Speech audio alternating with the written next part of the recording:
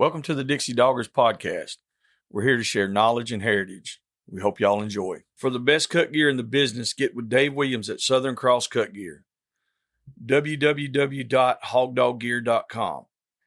If you're buying or selling land, farms, or hunting property, these folks know land. Phil Wilson with UC Hunting Properties, 678-791-3483. 777 Kennels, Advanced K9 Nutrition. Vertex K9 Essentials, Advanced K9 Nutrition, beneficial to all breeds. You can contact them at 979-206-3050. All right, everybody.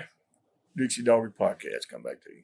We are here doing another one yet again. Yes, indeed. After a long day. We're out here in the studio, and I got my young man, my guy, Drew Brooks on the horn. He is a generational hog hunter, hog dogger from out Georgia way. He's out there in Georgia. And met Drew, I don't know, a couple years ago, and he hunts all the time. All the time. He's a gooberhead, and I like him. So what's up, Drew? What's going on? Nothing. Just talking shit. How it is. Yeah, that's what we love to do. That's it. So, look, we got all these people listening to us all over the world now. I'm talking about everywhere. It's crazy. So, got me a little nervous here. Don't be doing all that. Don't be getting nervous. I was about to say, why are you putting the pressure on his neck? Bro, look, think about all those guys. Think about the guy. All right, all my Aussie buddies out there. Y'all just think about this young guy in backwoods Georgia, down here running these dogs in the swamps. This is who we're talking about right here. This is Drew. Now, Drew, all those guys are going to know you. And there's some going to be in Korea, in Japan, all over the UK. There's a lot of people. They're going to know who you are now. Good deal. I'm glad to hear the podcast getting everywhere. Well, it's been like that. We just got to get you out there now. We got to get everybody to know who you are. So you can't be, we gotta have a certain level over here that we got to maintain. Yes, sir. So, well, tell them about yourself, how your family's been in this, and just how you grew up in it. Let them know about it. How old are you too? You got to tell them how old you are. I just turned 17 this past Saturday. Same birthday as Nathan. What? Was it? Yeah. Well, happy birthday. Shit, I didn't know. I thought your birthday was another damn different day. We have the same birthday. Yeah. Well, now you tell me. Yeah. Thank you. Well, sorry I didn't have any cell service. Yeah, we were camping on the creek. Sorry about that. Sorry about the interruption again. Not really, but go ahead. I got you. All right. Well, I just turned 17. My name's Drew Brooks. My dad is Kevin Brooks, who's been on here once before. Mm-hmm. I'm the fourth generation hog hunter in my family. That's all I ever grew up doing: deer hunting, hog hunting, fishing, just about anything outdoors. And I'm just trying to keep it going. Cool. So how did your family is that where they settled at? Have they been living there a long time? Y'all got a farm there, right? Yes, sir. Okay, I thought so. So your family's been in that area a long time. Oh, yes, sir. The farm's been there as long as I can remember. Well, you ain't that damn old. I mean, I got him. Getting up there a little bit. Yeah. Like that farm's been there all my damn life. I hope so. I've been in that. No, I know. I've been in the same house my whole life. My trampoline's right beside my dog kennels. Yep, that's right. So what with doing it that long and having your grandparents running hog dogs and your dad running hog dogs and all this stuff, what breed of dogs do y'all run? We run cur dogs, Catahoulas and stuff like that. We have had some pop ends of hounds and stuff like that. Yeah. Some plot hounds, a foxhound. Yeah. And that's all I could really remember. I mean, my dad used to have some coon hounds when I was real, like just a little boy, sitting on the shoulder going through the briar thicket. Yeah. I mean, that's all I ever grew up around is dogs. Yeah, I was been saying y'all got a pretty good amount of dogs too. Y'all got a big yard of dogs. How many dogs y'all got? We have about 40. I got you. People are crazy that have that many dogs. Most of them are puppies up and coming. I mean, we got a group of finished dogs, but we have a lot of up and coming dogs. Yeah. I mean, some are making it, some ain't making it. Yeah. That's just how the world goes, though. That's how the dog world is, Oh yeah. Yeah. Very seldom are you gonna have every one of them make it. I mean, out of a litter is what I mean. If you have a litter of puppies, like you got 7 pups, it's hard to have 7 or 6 turn all the way out. Sometimes it happens, but it ain't very often. Oh yeah, it's a rare thing to run into. I mean, we've had it happen before, but I ain't saying we got good dogs though, because our dogs suck. But I mean, we trying to keep it going. I know better than a bunch of that. I know better than all that shit. Y'all got some good dogs. I mean, we had some turned on dogs here a while back, but they all kind of passed away on us. I was thinking to say, now was that with that blue green algae deal?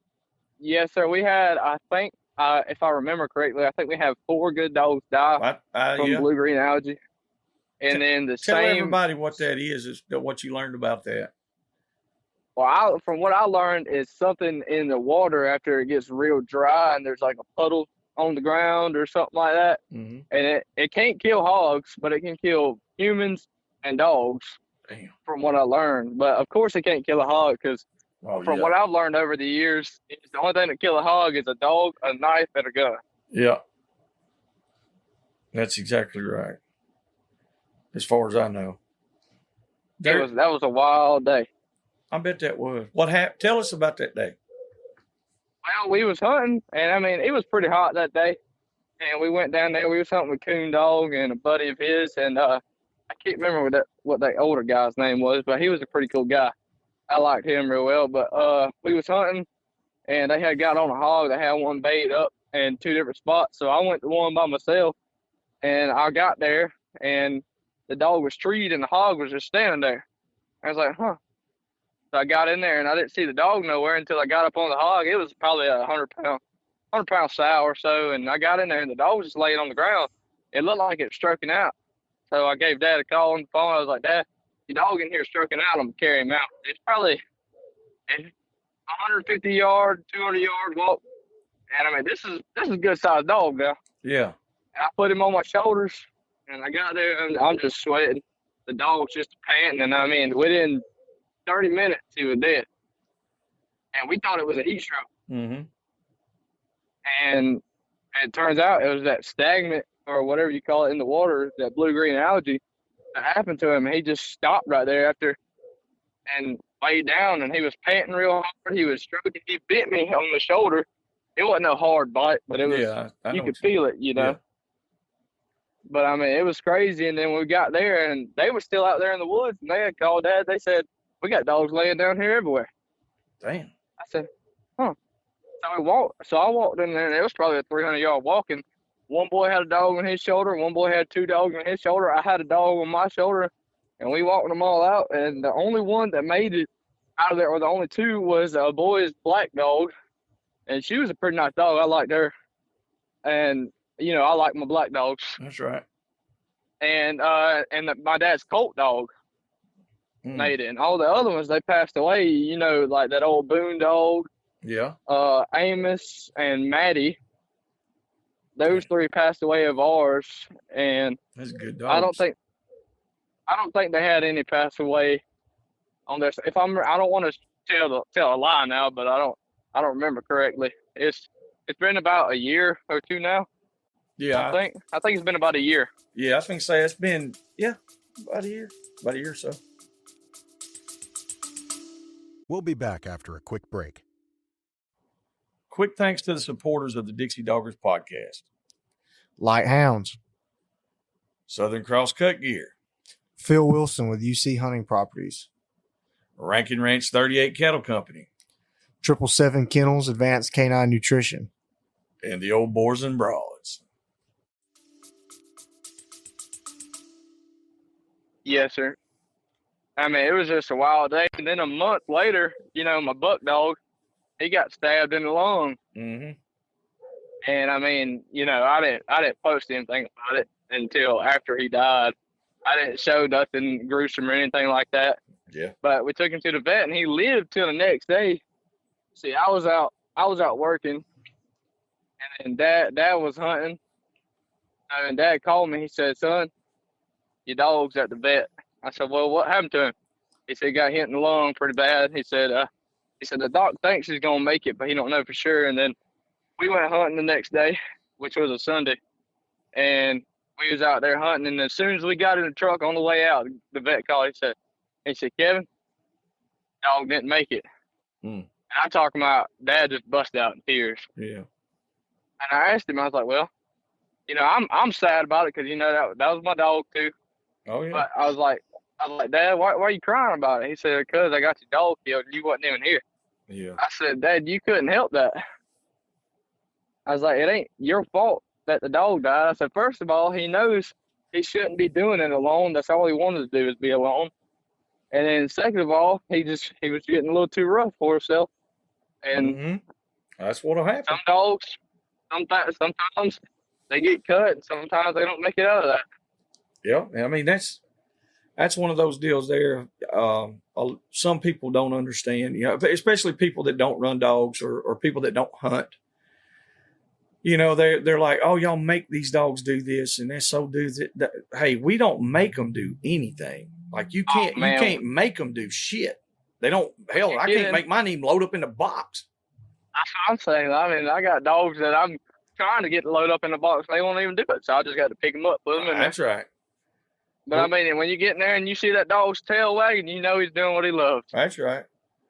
That's exactly right. And I mean, that's one of the things, like, especially with being your age, being 17 years old. I mean, you've done this all your life. And so a lot of people will look at you like, well, he's really young and, he don't have a whole lot of experience and all that. Well, that's not necessarily true. You got a lifetime of experience on it and you understand the way these things work. And like, there's a lot of young guys that they don't know what to look for, like a dog heat stroking. Like you knew when you walked in, hey, something's wrong.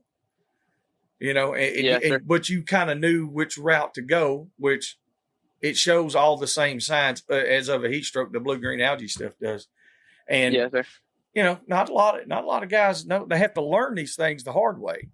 And so y'all sometimes got there and got some of the dogs saved. It could have been, if nobody had been paying attention, y'all could have lost all of them. Oh yeah, real quick. But that old buck dog was making a damn good dog too. Well, I mean, he ain't alive no more, so I can talk good about him now. But that's right. He was doing real good, and Dad gave me a lot of tips, and he helped me out with him. But I mean, I was the one taking time and spending with him, and taking him to the pen, and asking Dad if we could hunt him. Yes, sir. I mean, I'd ask Dad if we can hunt him. He's like, "Yes, son, I don't care. Come on." Mm-hmm. And that colt dog of Dad's is the dog that really he followed behind, and that's how because the way I look at it is a puppy. When you take it to the woods, sometimes the sun gun will just go out there and do it by itself. Yep. I mean, it's a big surprise to you. Yeah. Yeah. But sometimes, it does. A dog needs its leader. Mm-hmm. And I know sometimes I act like I know it all, and I don't. I learn something every time I go hunting. Well, but I mean, if any of these young boys need any advice on what to look for in a dog and what's going wrong, if I can't tell you, then I just ask my dad. There you go. And then if he can't tell you, he'll ask his dad or something. That's the way that thing works.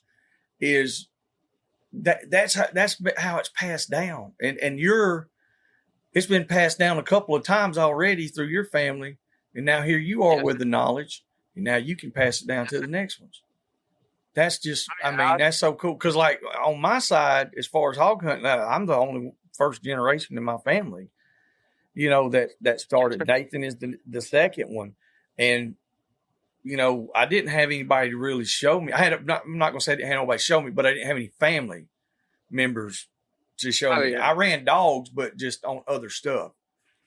And I mean, nowadays you got a lot of young boys going out hunting, and some of them don't know what they're doing. Why do you think they're doing it? Why do you think they do it so much? Instagram. Exactly. You think that's why? Exactly. And I got some young boys I know that don't even post about hog hunting. They just go. So they hunt. I mean, I'll get a picture every now and then, but like, hey man, look what we caught today. I'm like, heck yeah, dude. Yeah. That's good. That's good stuff. I mean, I love seeing people post about it and stuff like that, but I mean, you ain't got to post every detail, you know? So how do you feel? I mean, like you said, you love seeing them post about it and all that stuff. How are you trying to work this social media deal? You've got a brand that you're marketing now and have for what the past, almost 2 years now or a couple of years? Yes, sir. I think it's about 2 years. I think March would be third year. Yeah. Tell everybody what to look for. You look for Bucks and Boars on Instagram, Facebook, TikTok, YouTube even. Yeah. I did have a good video posted. It was a great video, but YouTube done took it down. And I'm trying to get the Rumble deal.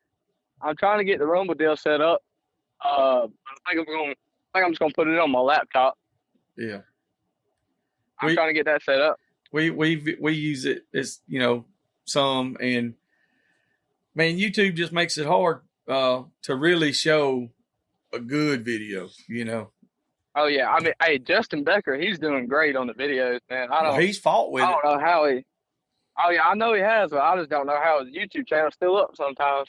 Yeah, I've seen some, and I'm like, oh man, they're gonna get him for that one, but they don't, and I'm glad. I'm glad because it. Oh yeah, I'm happy because it's a great video. Yeah, man, he's been fighting with them son bitches for a couple years now for real. He's done what's his second or third channel that he's doing, something like that. Yeah. I know he's had to do a lot of emailing and calling. Yeah, he's persistent. My hat is off to him. Yeah, I'm not going to do all that. I can't do all that. I'm just like, oh man, I'm just gonna watch what I post, you know. Yeah, exactly. I mean, but his YouTube video, they're doing great, man. I love to watch him. I sit back in the house after work or something, and sit back and watch him. Sometimes I was like, dang. I was like, dang, how they not get him for that? I watch a lot of Kirk Price's stuff. I watched Blue Gabe. Price. You ever watch Blue Gabe? I've seen it, I think, once or twice. He does a lot of family oriented stuff. Like him and the boys, him and his kids, you know, him and his wife and his kids, and they all go. And and Justin is leaning into that, you know, or showing more of that now, you know, with him and his wife and their little boy Joey. I like it. I watched his wife kill a monster deer the other day on YouTube in Kentucky. Yeah. Yeah, that's what it was at. Be. Yeah, I watched it yesterday.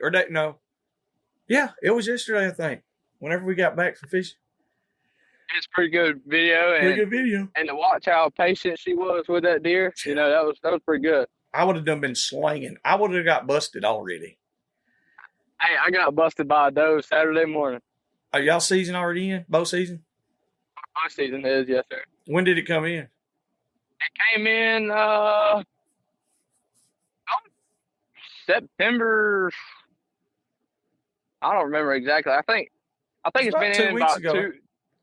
Yeah, about 2 weeks before I went hunting is when it was in. I got you. I'm really a gun hunter. I'm not much of a bow hunter, but I was just trying to get me a crossbow kill. Yeah. I can't shoot a compound bow to save my life. Oh Lord! All you got to do is try, practice with it, shoot it a lot. Oh, I try to practice with it, but I'm busy all the time. Yeah. You busy chasing them pigs? You busy chasing women too, ain't you? You got your girlfriend? I don't have a girlfriend no more, but every now and then I chase one here and there. There you go. But do you ever catch him? Sometimes. Sometimes it's going to catch a release deal. Yeah, exactly. You catch them and release them. Yeah, sometimes. Hobble them for a little while and then turn them loose. Oh, yeah. Oh, my Lord. Boy, I don't know what I'm going to do with you. But I was hunting Saturday morning, and I had a doe walk in on me, and I couldn't see through the scope yet, so I was just waiting on her. I should have took her, but I was like, I don't want to take my chances in her running, a couple miles or something like that. And I was sitting there, and she done walked off on me.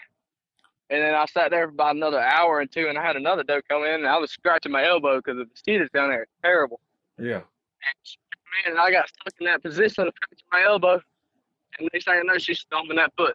Oh man. And she went to blowing. I was so mad I got out the deer blind to go shoot her. She didn't hit the ticket. Yeah, man, them old does like that, they can really make it tough on you. Oh yeah, yeah. I was trying to be patient with that first one so I could see her good and get a good shot on her, but it just happens. Yeah. Now, can y'all take bucks and does, or do y'all have like a separate, like a doe season, and then bucks only? Oh no, we can take bucks and does. Okay. It's only a 2 buck limit. Yeah. And I don't know how many limits it is. I don't know how much it is for those. I got you. I don't know. We can take a buck. Yeah, we kill a buck. Like, yeah. For bow hunting, you kill a deer every day from the 1st of October till February the 10th. I got you. Somewhere in there. Like it's a Heck yeah. Yeah, that you can kill a lot of deer. But now they did switch us to the 3 buck rule. Oh. Yeah, they did that a couple years back. And before that, you could kill a buck and a doe. You could kill 2 a day every day. I got you. And I know some guys that were knocking them out, buddy. I tell you, I don't do all that, but I've only had one season where I knocked out the buck limit. Well, that's good. It was the first time I ever killed a buck, which my first buck was a 7-point. My second one was a spike. Yeah. I don't know why I shot a spike. I just got happy feet and wanted to shoot. Hey, look, we meat hunt around here. Hey, meat in the freezer. I got a design coming up that says meat in the freezer. We'll put that old broadhead on them. It was rifle season then. I'm still going to shoot them. I'll shoot them with a bow. I think I'm going to do nothing. I might just start hunting with rocks. I'm serious. David and Goliath. Yeah, well, I mean, like, whatever. I'm probably going to hit the smallest one I can with the biggest rock I can. Bink, yeah. I'm going to bink him right in the head. That's deer hunting. Or get me a spear. Oh, yeah, a little spear. I done watched the boy named Braden Price kill a hog with a spear. Oh, yeah. You watch old Braden Price pretty good bit, huh? Every now and then I watch him. I done kind of got out the YouTube phase. I've just been getting busy, Yeah. So what kind of work you do? I do lawn care. It's a clean cut lawn care with my boss man's name is Andrew Brantley. Gotcha. He's a pretty cool guy. I like working with him. Ain't nothing wrong with that. I mean, you got to work. But now, how do you work? Like, you work every day, 8 hours a day, or long days, or do you just a couple days a week? So it's every day from about 7:30 to 4 o'clock most of the time, and long days probably about 7 to 6. Okay. Well, that's pretty good. And then, so how much are you getting to hunt? Oh, I get to hunt every weekend. Yeah. Now that deer season, then we don't hog hunt as much. Yeah. But I'm gonna try to knock a few deer out this season and get some posts on the YouTube. Everybody's probably wondering why I don't post a bunch of deer on my channel. It's because deer season's only in for a couple of months, and after that, it's hog time. Yeah, yeah. But now those deer hunts, there's a lot of people that want to watch them. That might be something to look into. Get your camera set up and be ready. Start. Oh yeah, filming. I just bought me a new camera. What'd you buy?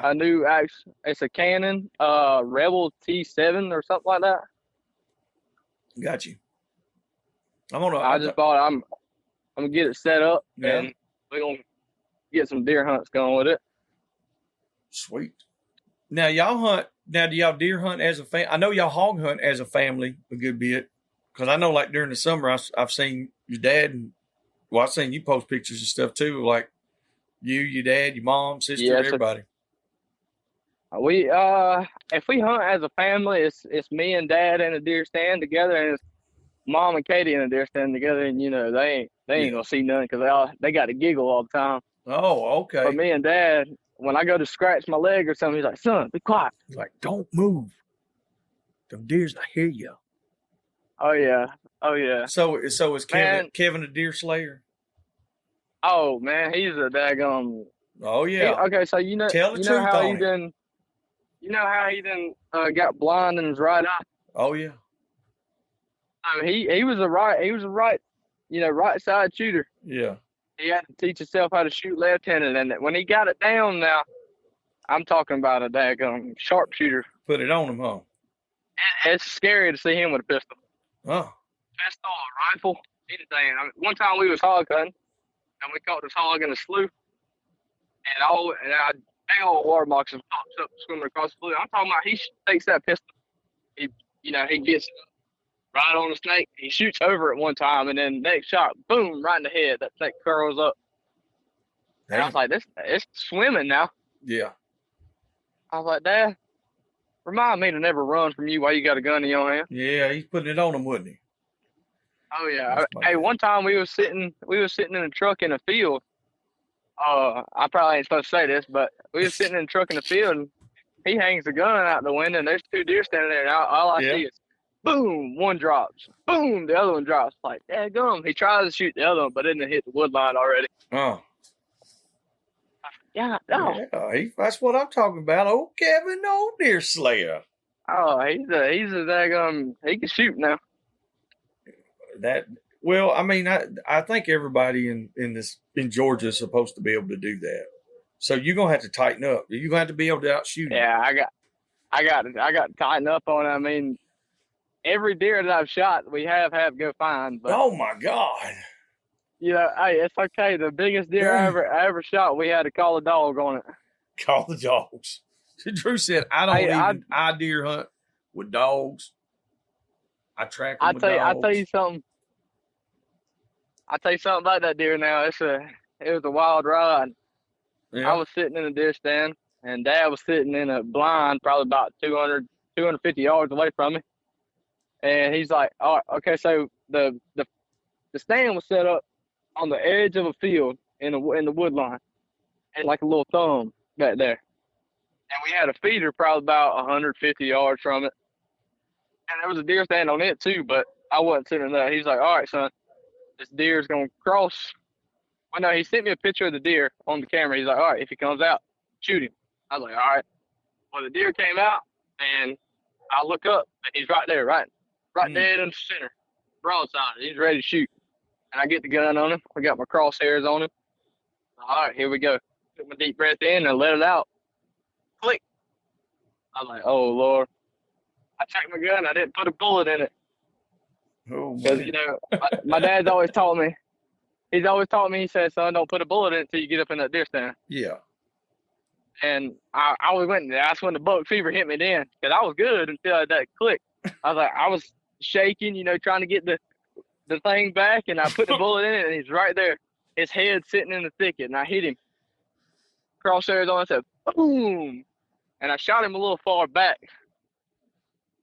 But I mean, me and Dad, he said, all right, we're going to wait till about dark. I'm going to go out there and look for him. I was like, all right. I got in the woods. We didn't see any blood. Uh-oh. Any blood. And, I was probably about 14 at the time. I went to crying. I was like, man, that's the biggest deer of my life. And I done messed the shot up. I done injured the deer, and he's out there just still alive. And my dad was like, son, don't worry about it. We'll get somebody out here with a dog. We'll find you, deer. I was like, all right. Well, the guy comes, and he brings a dog, and the dog hits the track. I was like, all right, we got the dog trailing. And the dog goes in there and starts barking. He's like, man, the deer's still alive. Oh. So we went in there, we eased in there, and it's in a little swampy area, probably 150 yards in a briar thicket swamp.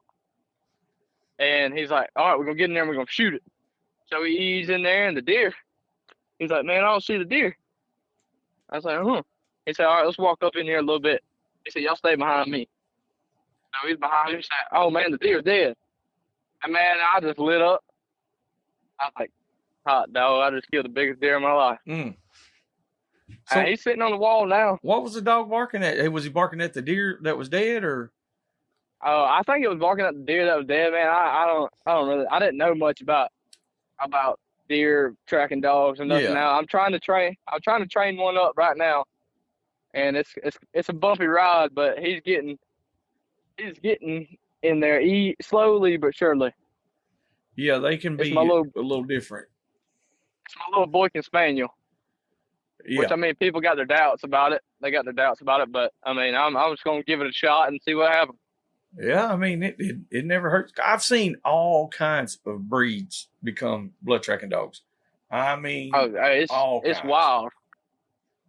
And I talked to that light hounds guy about it, Ricky, yeah. and he gave me a few tips, and I think he's a pretty good guy. And I got a buddy.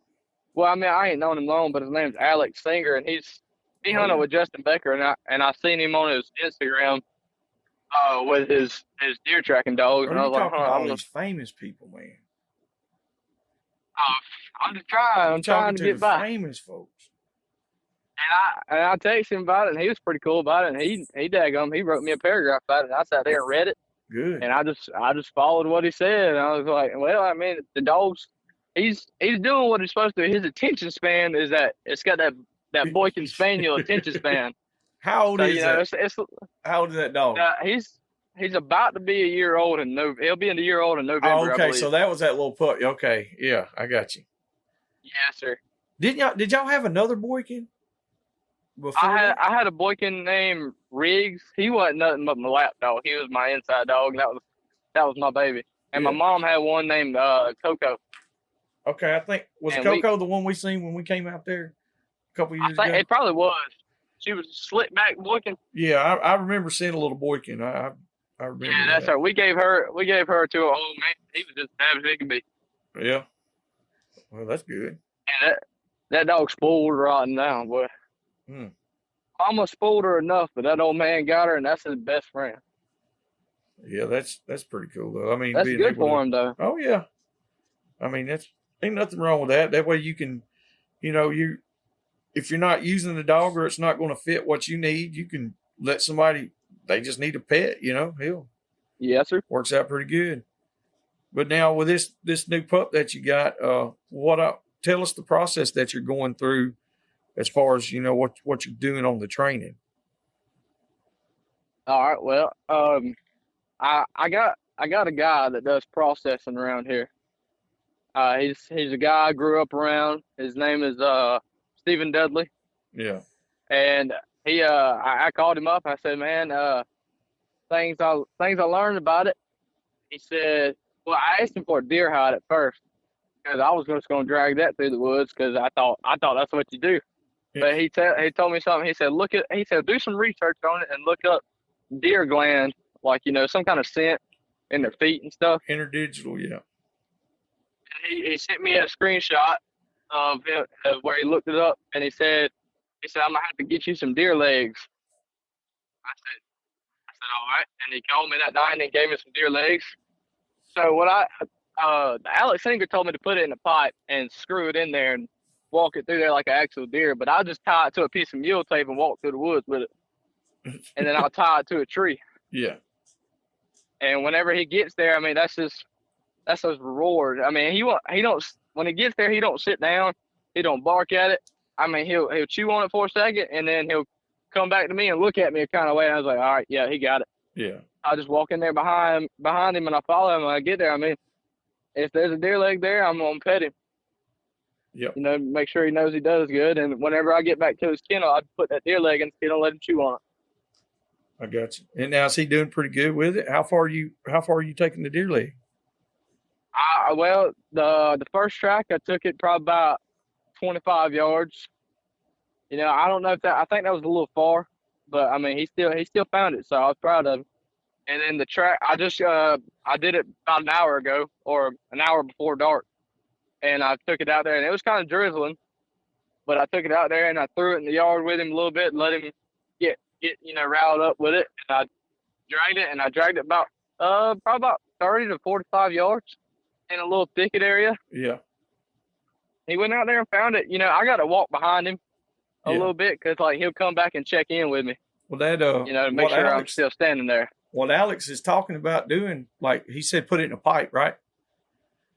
Yes, sir. And that way you make it long enough. That way you can press it down into the ground. And Oh yeah, he sent me a video of it. well, I'm saying Pretty cool. if you do that, it'll spread their hoof out right there, and that'll put more scent down. So now that dog's used to the scent, try it the way he was telling you, and make it a longer track, and see what he does now, instead of just dragging it. You know, try that. I got you. Because that'll put a little more scent down, and because I've done it before, and it'll work. Guarantee you. It'll work. I heard you talking about your dog. What's the name? Louie.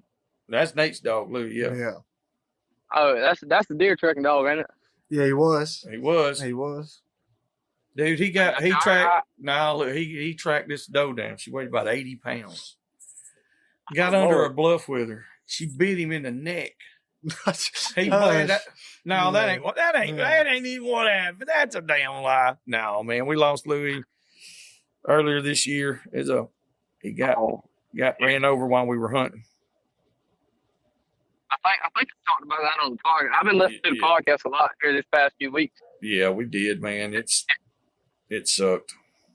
But he was a good dog. Yeah, man. Like I understand how you feel. Yeah, it really, really sucked. It was Nate's dog, but like Lou was my buddy.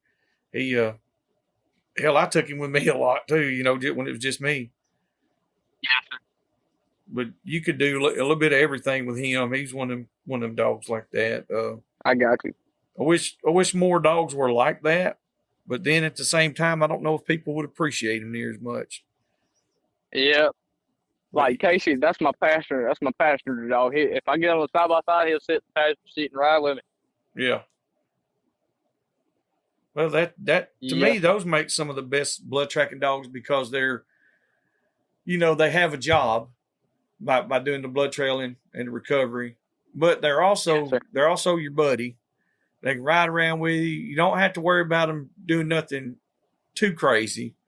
You know, I mean, it still can happen, but ain't nothing like a good partner. Now, I have seen Casey on a tree here and there before. Oh yeah. You know, we had a possum under the carport one night, and I saw him run by, and I turned Casey loose. I was like, Casey, get him! And he didn't really know what to do. He looked up. I shine up the tree. You look up there, he'll barking, and he'll turn around and walk off. Yeah, he didn't know what the hell's going on. Oh no! I shot the possum out the tree, and he daggum the sun was sitting there kicking, and he grabbed it, and he just took off. Yeah. I was like, "What the world is he going with it?" He went out there to the yard. He sat down. He looked at me. He said, "Look what I did." Yep. I was like, "Man, that was something else. That was good. I like to see that. You know, my old dog Pepper did him that. Just working on something. You know." Oh yeah. Old Pepper, he grabbed him a possum. I put the video on Instagram or something. And we were hunting and wasn't nothing happening. He just seen that possum. He walked by it about 4 or 5 times, and then the last time he just grabbed it and took off. Like you said, he didn't bark or nothing. He just grabbed it and took off running. And he just sat down and looked at it. I was like, what are you doing? It's weird how dogs do shit like that sometimes. Oh yeah. Hey, as long as they're working on something, you know. Oh yeah. They all start somewhere. So we got the hog hunting and the deer hunting stuff. Well, we talked about the deer hunting stuff, so let's talk about some hog hunting stuff some more. Y'all hunt off 4-wheelers or side by side more now? Okay, so back when I was younger, it was all 4-wheelers. We didn't have a side by side until about 2020 or 2021. But it was all 4-wheelers because, you know, you can get through the woods a whole lot easier on a 4-wheeler. And Dad, he done got spooled on that side-by-side, you know. Yeah. You know, and now that I'm older, he done got spooled just sitting there and listening to me go out there and handle business. And sometimes I call him on the radio, I'll be like, this hog's a little bit bigger than we thought. I'm going to need a little bit of help in here. Hey, listen, the biggest hog I ever was on by myself, he was sitting on the buggy, and he's like, all right, son, it's about 300 yards, 400 yards in there. I was like, all right. He said, just take off and, you know, do what you got to do. If it ain't tore up, tie it. I was like, yes, sir. And we took the rough dogs that day, and you know that old Swayze dog that Carter had, and that was, I think, Lawton's dog? Yeah. Okay, so that dog, we had that dog with us because we was hunting him for a little bit. And well, he's out there, him and Dad's old Rip dog and Rip and Swayze. I mean, they caught a good little boar hog, and I was probably about 14 or 15 at the time, and I was out there in there, and Rip was hung on the ear, and Swayze was sitting there barking, catching, and I grabbed the hog and I flicked him, and I was like, well, I'm gonna time, and I couldn't time because the dogs just kept coming in and coming back and coming in. And I was hollering for Dad, and we didn't have walkie-talkies. You know, there's no cell service at the hunting club. Yeah. Or nothing like that. And the guy pulled up on a side-by-side out there, and one of the other club members and Dads was sitting out there talking. And I was out there for an hour on that boar hog. just fighting with dogs, fighting with a hog. Damn. You know, and I finally yelled loud enough. I said, because Rip was right up under there, and that hog had some shanks on him. I yelled out loud enough. I said, Rip, move, or you're going to get your throat cut. And that's when Dad came on in there. He finally heard me. Dang. And he came in there. He's like, dang, son, I didn't know you was in here on this. I was like, well, I tried to call you, but my phone, it wouldn't work. Yeah. Yeah. After that, we got some walkie-talkies. Oh, I guarantee you that's a lot better now, ain't it? Which, I mean, hell, ever since, you know, I think you were like 14 when I met you. I think so.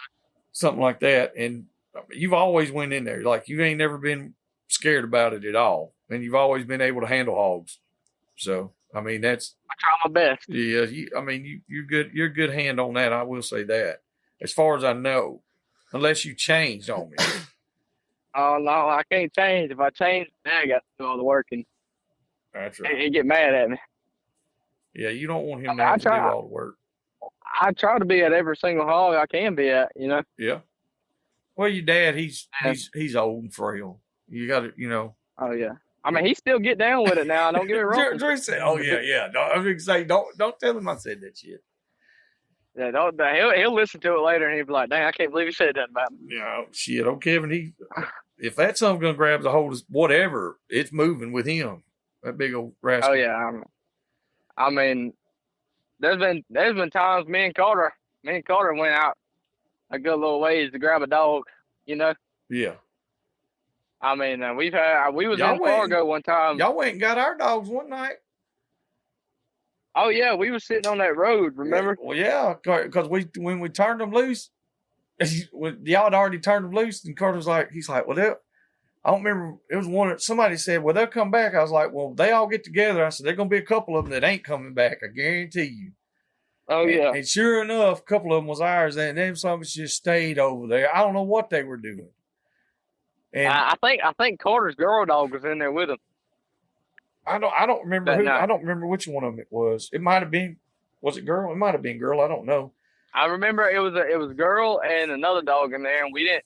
I didn't know the dog's name. I was just trying to catch it. That's right. It was girl, Matt, and Midnight or Sally. It was one of them two.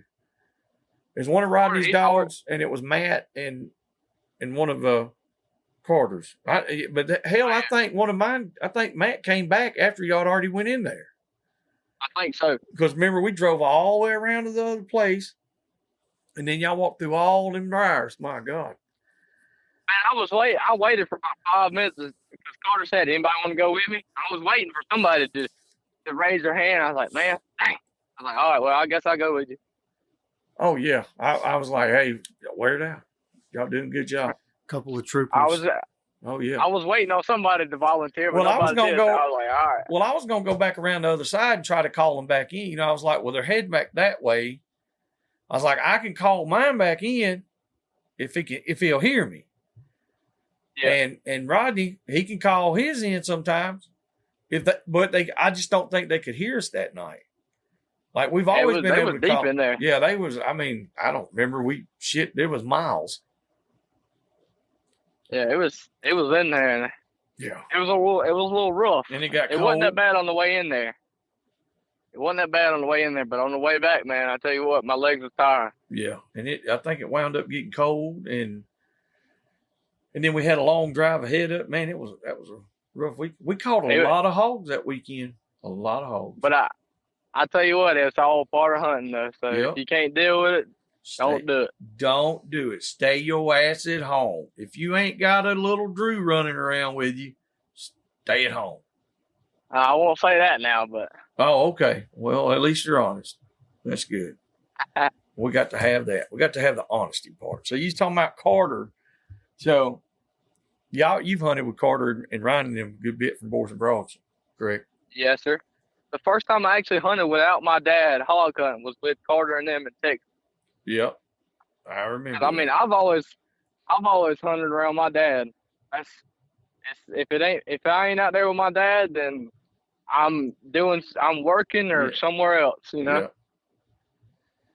And so that, well, one thing it does, it shows a lot about how much your dad thinks of those guys, because I'm going to be honest with you. Like, I'm not going to send my youngin out, whether he's 12 years old or 17, 18 years old, whatever. I'm going to be like, probably not a good idea to go unless I really trust those people, you know, and Yes, sir. in which, you know, as well as I know them, I would definitely let my youngsters go. So what have you learned from doing that, you know? From going out with Carter and Ryan? Yeah. The good stuff. Don't get yourself in no bind, because I know there's other things that was learned, but the good stuff. Oh, man, Carter done put me in a bind once or twice, boy. Yeah. Uh-huh. But blame it going on out there, I learned you got to stay tightened up. Yep. You got to be ready at all times, because you can be sitting there asleep and it'd be 4 a.m. and they come in there, wake you up. All right, come on, let's go. We're going hunting. Yep. You just got to be ready at all times. There you go. Well, if you stay ready, you ain't got to get ready. Exactly. Most of the nights I slept in Texas, I was sleeping in my pants and my daggum shirt on. You know, I was ready. All I had to do was slip my boots on. We were ready to go. Hell yeah. Now, you know, you're talking about going out there hunting in Texas. When y'all come back, y'all stopped at Uncle Earl's. And yes, sir. So you've been back going to these bay pens the last year or two. And I know your dad used to be, him and his dad, they used to go to the bays a lot. They did it back when the catch and tie was around. Yeah, I was going to say, but it was more the catch and tie. Yeah. And that's what they loved. That's back when old Kevin was, that's back when he put them hogs in the bind. Stud muffin. Oh, yeah. He was a stud muffin. That's what he's otherwise known as. He should have been on a calendar. He's known as Big Kev around the Bay Pen Park. Well, he ought to be. I mean, shit. How tall is your dad?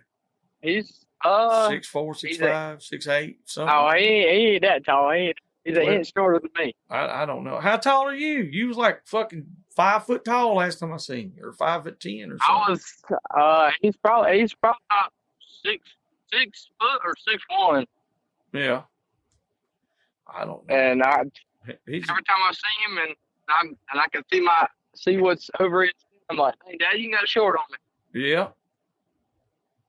That's exactly I got to give him a little trash talk here and there. There you go. So what do you think Especially about that old Earl dog? Oh, yeah? Tell us about that. Tell us about Earl. Boy, that dog right there, man, if he don't want to do it, I tell you what, he ain't going to do it. But if he wants to do it, he'll go out there and shine like a star. Oh. And that dog, man, I've had times I wanted to strangle him. Now, what kind of dog is he? What breed is he? Earl is, all I know is he's a yellow cur dog. Okay. And we got him from Uncle Earl's. That's why we call him Earl. Yeah. The first time we ever went to Uncle Earl's, or the first time I ever been. Anyways, we brought that yellow dog home. I was like, all right, this is gonna be a good dog. And we went out there and he looked like straight crap, man. And then the next time we took him, we didn't bring no female dogs with us. He shined like a star. Yeah.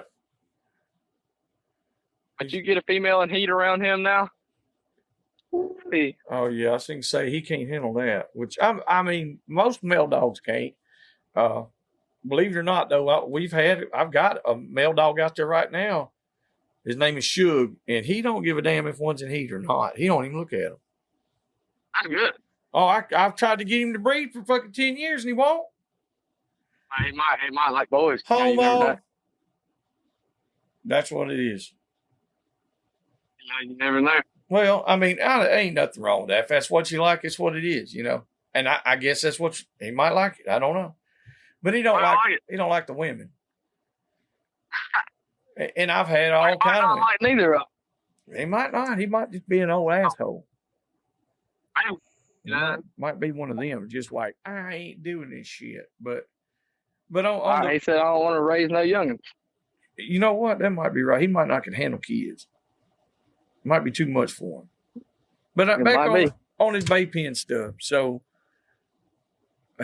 how are you working on that stuff there? You got you some dogs that's baying pretty good? Well, well, Fargo was doing pretty good in a pen with trees in it. And I learned, and Carter taught me a lesson on that. Well, we put him in that pen in Abbeville, and we put him in a pen at Hickory Crossing, and he got 4th place. You remember that because he gave me 4th place. Yeah. I remember that. And then you shit. The dog did his job.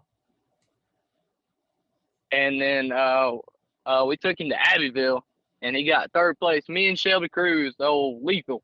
Yeah. A dog of hers named Lethal. And they got 3rd place, and man, you couldn't tell me nothing. Uh-huh. Oh, he had I took him to Louisiana, and that son went in there and barked twice and looked at me, and he said, I don't want to do this no more. Dang. And he came back to me. I was like, well, that's all right, he's supposed to be a woods dog anyways, Yeah, but I got 2 dogs now where I'm gonna be heading to Louisiana on Thursday. Got you. Who all's going? I got 2 dogs. That I know of. I'm riding with Shelby and JT. I think Ryan's going out there for like a day or so. Yeah. And Lou Finley and Tracy, all the people I know around here anyways. Yeah. The East Coast crew. Oh yeah.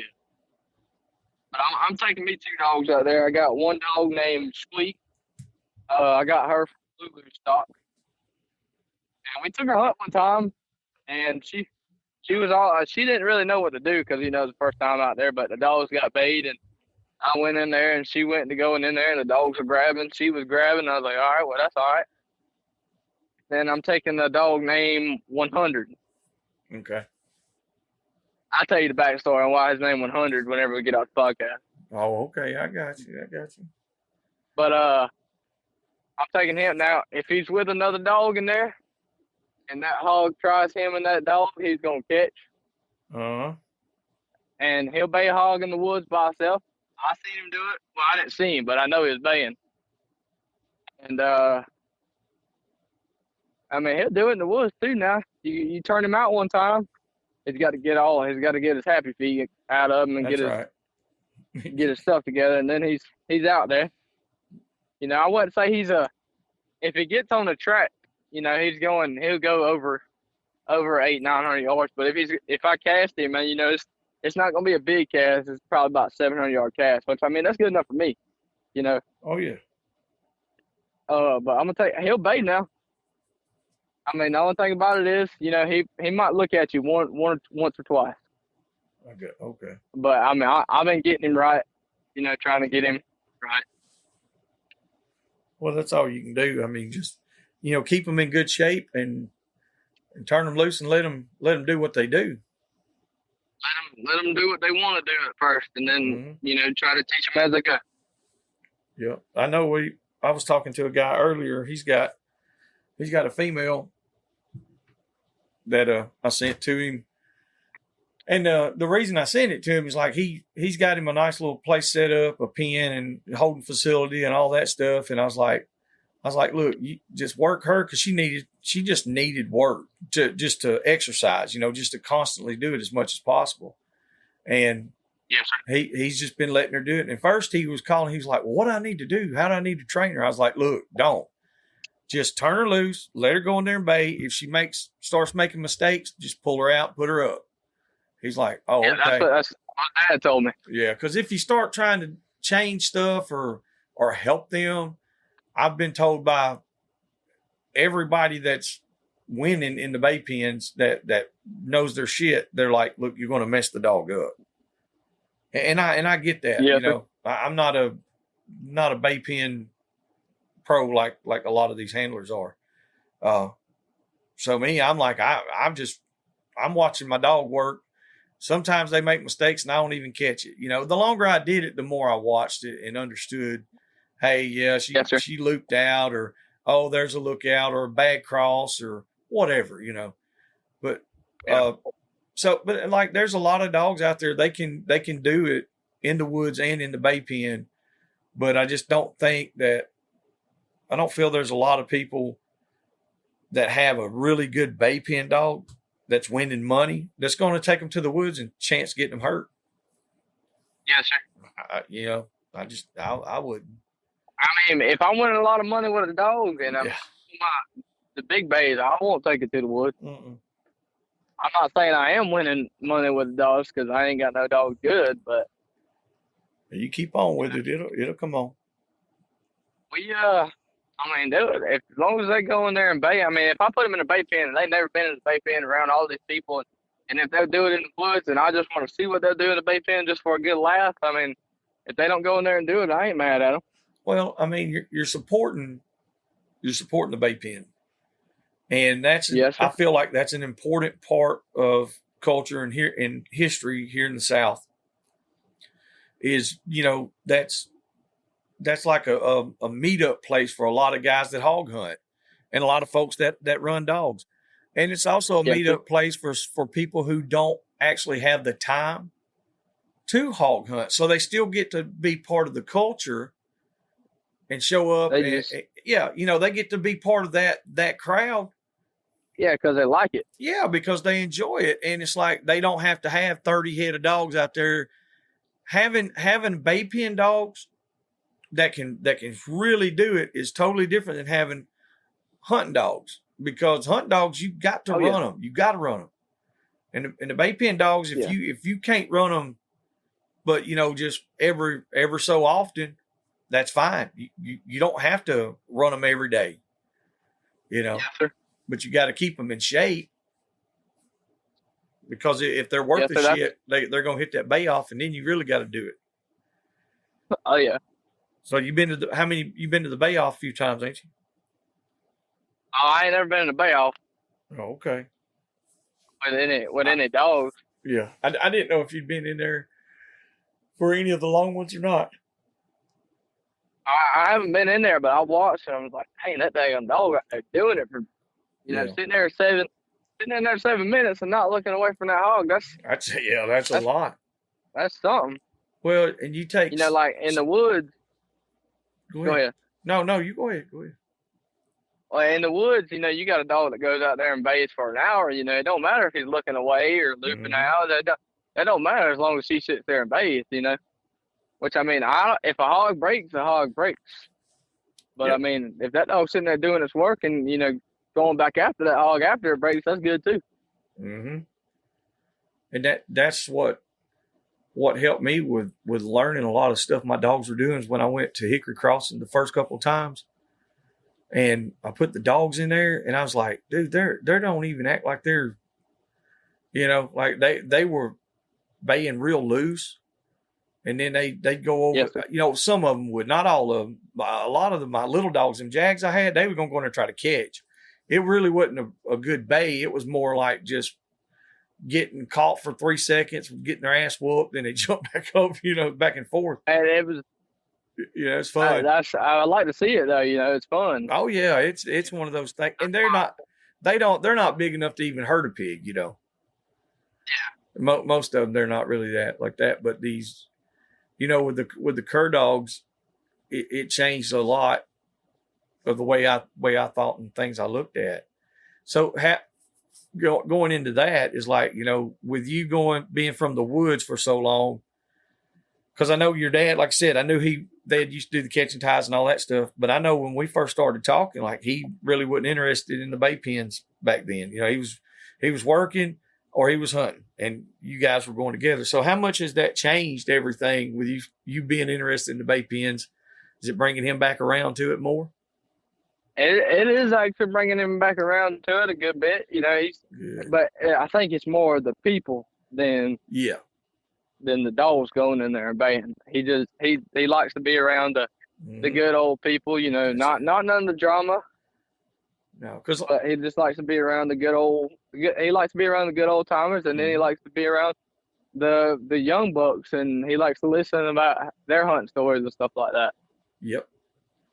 Because like when I know the first time that I was there, when one of the first times when it came back to him, man, everybody knew him. There's like, oh, there's Kevin, and you could tell like he had a good time talking, getting his visit with people, Yes, sir. and talking to everybody. And man, those folks, everybody that I've talked to, they have a lot of respect for Kevin.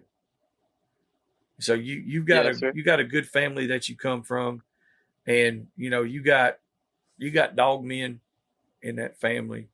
So that's a good thing. There's no doubt. But you have to live up to that, and you actually have to be better than that.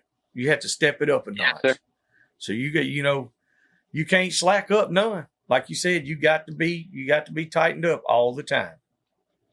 Yes. Because we're damn sure gonna hold you accountable for it. Yeah. No slack is cut. Hell no. I mean, me and Nate, and Rodney, we're pretty easy on you. But I know Carter and Ryan, they hard on you. Carter's rough on you. Oh, yeah.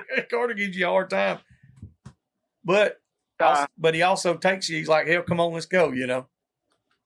Yes, sir. That's pretty good. And the big part about it is he knows I'll be right there with him the whole time. Yeah, that's 100%. I've never seen a time where you wasn't ready to roll out or to go to the hog. Yes, sir. So you just keep doing that, you're gonna be all right.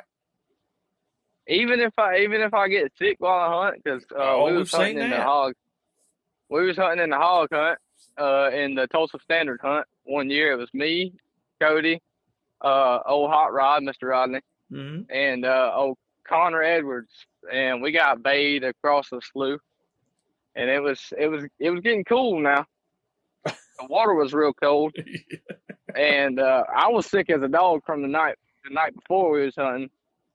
And I got up and went. Dad said, "Do you want to go?" I said, "I got to go. I got to be there." That's right. And they got bayed across the slough, and we had to swim, even though we could walk all the way around it, but we didn't know it. we had to swim that slough because I think it was Rodney. It was either Midnight or Sally. Yeah, it's Rodney's dog. Yeah, I was going to say it's one of them. It was BB and either Midnight or Sally over there. And they got bayed across that slough, and we went to swim in it. Oh boy, it was cold.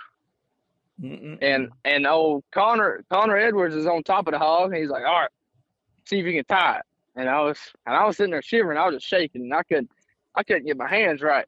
And Connor's like, "Just give me the rope and go help him with the dog." So I went and helped him with the dog, and we got the hog tied. And we walked. When we got back, they said, "Just walk around right there. You can just walk around." And I was like, "What?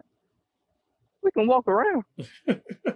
And we walked around there, and I stripped down, and Mr. Rodney gave me his overalls. Yeah.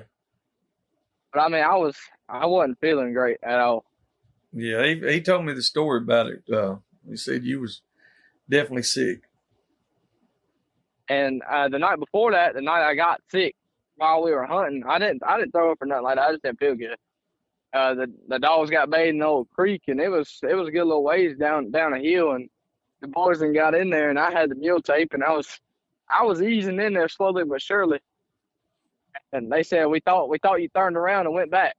I was like, "No, man, you can count on me to be there. It might take me a minute if I'm sick, but I'll be there." There you go. So they had killed the hog, and we drug it out. That's right. It was a good time that year. I had a great time, even though I was sick, because I think the reason I got sick is because we hunted all day the first day. All day, and we had done caught hogs. We won the longest stringer that year. I was going to say it was, if I remember right, that would be 2 years ago. And I think so. It'll be that's three when we won up. that. Yes, sir. That's when we won that game dog. Old Hot Rod. Yep. He's still alive now. He's sitting on the chain now. Oh, is he? Oh yeah. You got him I've just started? got some more working to do with him. He started. I just got to do some more work with him. Handle wise, he's doing good on that. I can let him off the chain, and and he'll walk right beside me all the way to the truck. I mean, I took that dog fishing with me before, and he didn't ever leave my side. Oh, that's good. Now, I will tell you one time he left my side without the dogs being baited. It's that YouTube video I posted saying cast to catch dogs. Oh yeah. And we casted the catch dogs. The bait dogs was tired. They was in the box, and an old Riley and Hot Rod went 800 yards and caught a bowhog. Hell yeah. Old Riley will get with it now. Oh yeah, and it's crazy the nose on that dog. Yeah. Dude, He's pit. he's full blooded pit. I think so. Yeah. Yeah, I'm pretty sure he is. There's quite a few bulldogs I've had over the years that could win, and I mean they hunted just as hard as any other dog I've ever seen. They've got a little bit better nose than what most people think. I'm glad to see the bulldogs going out there cast. It's just cool to watch. Oh yeah, but you just got to get there real quick. But I mean, Dad, the first time he figured it out, I think I was in Texas with Carter and Ryan. Dad went hunting. Him and a buddy of his went hunting one night. He said we was about to leave, and I just let Riley off the buggy to go use the bathroom. And he said he went like I think 150 yards and caught a sow in a slough. Damn. And that's the meanest hog I ever dealt with. And she wasn't nothing. She wasn't nothing but a little bitty old thing. Like she was probably 120 pounds. Mm. But hey, that's how I got Hot Rod started though. Oh yeah. Is a mean old hog, and she, Oh him, yeah. him and her, he had to put her in her place one good time, and that was about it. Now, is that something that you do around the house, or do you do it in the woods? When you first Get dogs started. Yeah. Well, I'll do it around the house. Well, y'all can have live hogs there, right? Yes, sir. You got to get them checked and everything like that. Yeah. That's what I'm saying though. But you can legally have a live hog. See, here we can't have one at all. Yeah, y'all have to kill them, right? Shit, yeah. Oh yeah, that's the bad part about it, man. But I mean, it ain't nothing. That ain't nothing wrong with that, though. Because as long as you got a lead dog out there, that's how you get pushed. Well, it sucks. It's tough to get some of the young dogs started. I like to start them on their own, and it's hard if they don't have any hogs around, and you can't have one to show them, hey, this is what I want you to do. It's tough. So a lot of times you do have to put them with an older dog and just let them run with another dog. Okay. How I get them started is I'll get them in there and mess with them with a little piglet or something when they're little pups, and then when they get older, if they're baying, I'll put them in the pen, and then after that I'll take a piece of mule tape and I'll tie it to a tree or a center block, depending on how big the hog is. I'll tie it to a piece of tree or a center block, and I'll tie the one piece to the one back leg, and I just let it up. And then I'll just take my puppies out there and, just see if they'll go out there and find it. I'll walk about 100 yards from it and then just let them go. Yeah. No Garmin collar or nothing like that. I mean, if they run off, I just have to see if I can get them back. But knock on wood, I've never had that problem. Oh, that's good. That's really That's exactly how we started Buck. It worked because old Buck, he was getting with it. I tell you what, that dog, he first seen that hog in that wood out of that tree, boy, he didn't know what to think. He stood probably about 50 yards from it and barked at it. And then he just eased on down there, and he looked at it and he figured out what it really was. He's like, and, he went and bayed. I was like, well, good deal. And now he didn't care nothing about a briar thicket when he was young, boy. You remember that? Oh yeah, I remember. He's sitting out there hollering. Yeah, some of them don't like them thick briars. Not when they're pups. Yeah, I mean he got used to it though. He got that thick skin. That's all it takes. Sometimes they just got to get a little older and get more mature. They'll fall into place. The way I started one of his, so after he died, me and Dad, we split 500 for one pup and 500 for the other pup. And I bought a sister and Dad bought a sister to him from the lady we got him from. And I got Buck when he was a real little pup. And I got these two when they They were on. I think they were a year old when we got them. And the way I started one is we didn't have any hogs at the time, so I caught a coon in a little coon trap, and she was trying to catch coon through the trap. Damn. And she's a little rough now, and we've been taking them hunting, and they figuring it out. The other one needs a little bit more work, but they both need work, and I believe they'll get there, you know. And we'll just see. Time will tell. Yep, that's exactly right. It'll time tells all of it. So how many Yes, dogs sir. do y'all turn loose at a time, Drew, when y'all hunt? And also, how do y'all hunt? Like, for let the listeners know, like, y'all rig hunt, y'all road hunt, cast, or what? Okay, well, all right. Most time we're cast hunting is most time. Now, if we have a rigging dog, we ain't got no problem with a rigging dog. We love the rigging dog around here. Every now and then we'll throw them out on the road if we know there's like gonna be, because like at the hunt club it's jam up with hogs, so we know there's gonna be a hog around there somewhere. Or it used to be that way when we first started hunting there. Now it's done died down a good bit, but most time we cast them. I got you. I mean, we'll throw a pack out. You know, we used to take about 7 or 8 dogs at a time. Now we'll take 6 dogs at max now. Mm-hmm. And if we're gonna hunt 2 different sets, we'll take 7 and keep 2 in the box. You know, to keep right. You know what I'm saying? That's right. And I mean, that's how we hunt. We just get on the buggy and we'll turn them out and we cast them. We've had a few rigging dogs over the years, and we loved them. Yeah, We love them all because a rigging dog gets me excited. Yes, sir. Because when you're sitting on the buggy and you hear that dog barking, if you can know that there's a hog on the tip of that dog's nose, you know, Mm-hmm. and that's your adrenaline getting pumping right there. That's right.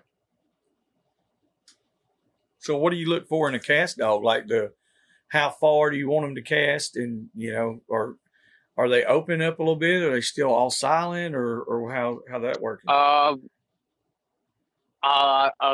We have a few dogs that are a little open, Mm-hmm. which I mean that's fine too, as long as you're fast enough to put one on the end of it. There you go. I mean sometimes it don't work out the plan. I mean that's part of it.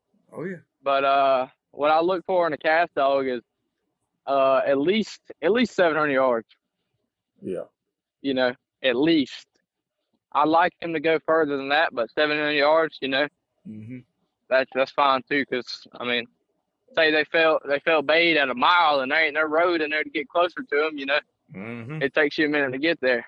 And then rough dogs, it's hard. We have our cast dogs, all of our dogs. I mean, they'll cast. I ain't gonna say there's gonna be a hog on the end of it. There could be an armadillo or a possum with a hole. But all of our dogs are cast dogs because that's what we like. And our rough dogs, we'll send them out there, and it's hard to have the rough dogs like that because they cast and most of them got vests on, Mm-hmm. so they don't get cut up, But if they cast out there and they're 800 yards, we got to get there right then. Yep. We don't want to have no accidents. So I mean, that's the good thing about the hunt club. There's roads everywhere. But some of them briar thickets, it takes you a good little while to get there. Mm-hmm. Even if you get within 100 yards of it, you're like, well, hell, it ain't but 100 yards. Yeah, but if you got to crawl in there, or if you got to cut your way in, it takes a while. It ain't it may be 100 yards, but it's 500 yards. Mm-hmm. Oh yeah. We've had that plenty of times, boy, and we'll get in there, we'll get to worrying about the dogs. We won't hear the dog or the hog, and we get there, and he's still hung on it. But we've had some stuff happen. We've had some stuff happen on hogs that we caught right on the side of the road, and we was right there. I mean, I'm talking about all 10 minutes. It wasn't even 10 minutes. We had the hog tied, But I mean, a dog got cut, and he had a cut collar on. He had a vest on. He got cut in an old jugular. Yep. It's always like there's one little spot that it can happen, and sometimes it works. Works out. Still like here that. Though. He's sitting in the kennel right now. Just which one is that? That's old Dan. Old Dan. I don't know if I remember him. Oh, it's a dog we got off of Mr. Derek Kirby. Okay. I don't know if I know that dog there, but I know I don't know. I I knew don't the know if rough you've run it with dogs. him. I knew the rough dogs better. I guess y'all was still running a lot of rough dogs, which we were too. We were running some rough dogs too, and I still got a few, but man, it gets. There ain't nothing wrong with an old rough dog. It's just you got to be there. Yep. And that's the thing. It's just there's so many places where we're at. There's no roads, man. You can't get there. Yes, sir. Yeah. I mean, but that's good about having an old bay dog. Yeah. But sometimes them bay dogs they can't move around in that briar thicket, baying that hog. Yeah, it can be tough on them. That's for sure. Like that night with old Champ. Mm-hmm. I mean that was a rough night. Oh yeah. I mean how long was he there? Oh, he was probably there. If I remember exactly, I think it was like 20 minutes out. Yeah. I didn't think it was But a I long mean, time. the thicket, it was so thick in there the dogs couldn't move. Mm-hmm. So I mean, it gets hard at times, but you just got to keep on keeping on. Mm-hmm. Ain't no doubt about it. So what do you got in line for the future now with us, Drew? Are you gonna try to concentrate on the Bucks and Boars and try to grow that brand more? You still got merchandise and all that stuff? Oh yes, sir. I got some merchandise. We got the brand is growing. It's at first, it kind of popped out with Carter and Ryan. Hanging out with them, it popped out with them, and I those are the guys that so are y'all. And I appreciate everything y'all, all the tricks and tips and everything to it. I appreciate all that. Oh, and I'm about to have a website coming up here soon. good. And when the website hits, everything's going to be moving smoother now because it's hard to take orders just people texting you and stuff like that. It's not something I want to do. No, I just get the website up and then we'll be moving smoothly then. And it's tough to take orders like that, like you said, over the phone. If it was only 2 or 3 people, no big deal. But when you get to where it's, 10, 15, 20, or 100 or more. Yes, sir. And if it's only one person being able to do it, man, you can't keep up with all that shit. You can't get it shipped out fast enough. Yep. That's kind of how it is now, and that's another reason the brand ain't out there more than it is. The thing that's helped me with the most of growing the brand is taking hats and shirts to bay pins, and that's where I really sell out right there is hats and bay pins. Yeah, you got some nice hats. Taking them hats. I appreciate that. Yeah, I wore that one too. I mean, I wore that son of a bitch out, like literally wore it out, and I think Luke's got it in his truck. My son Luke, we went hunting one night. Yes, it got covered. I mean, it was just blood and shit everywhere.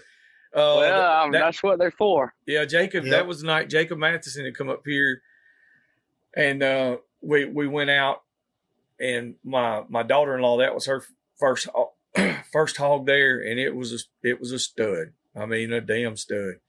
And man, we got covered up, and I had my hat, and I was like, I thought I'd lost it, but it was on my son's dash, and I think Ryan had given me a new hat, so I started wearing Ryan's. I told Luke, I was like, I'm gonna retire that one. That was the first ones you had made.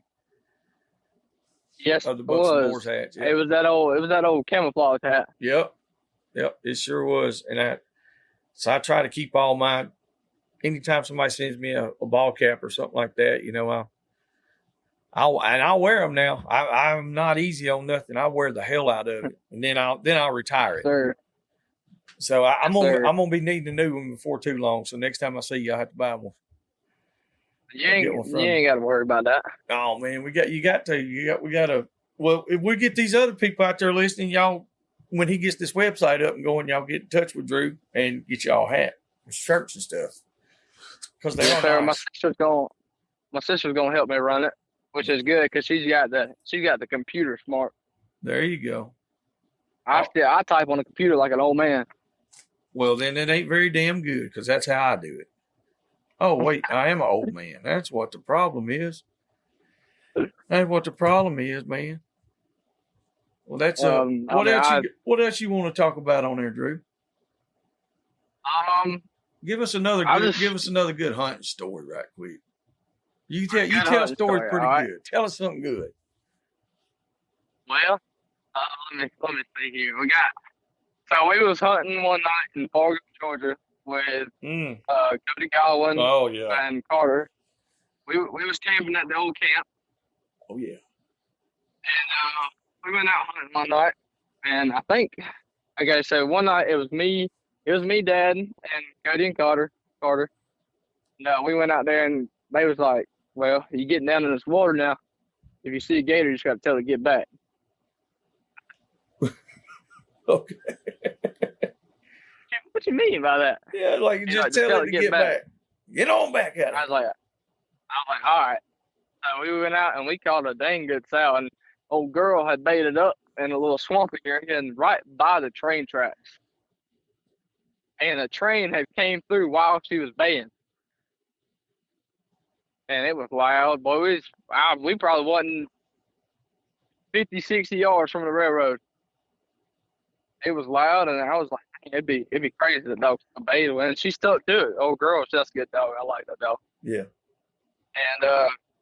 And Cody said, "All right, Drew, get down there and get that hog." It was good sound now. I need some help flipping this thing. I can't flip it.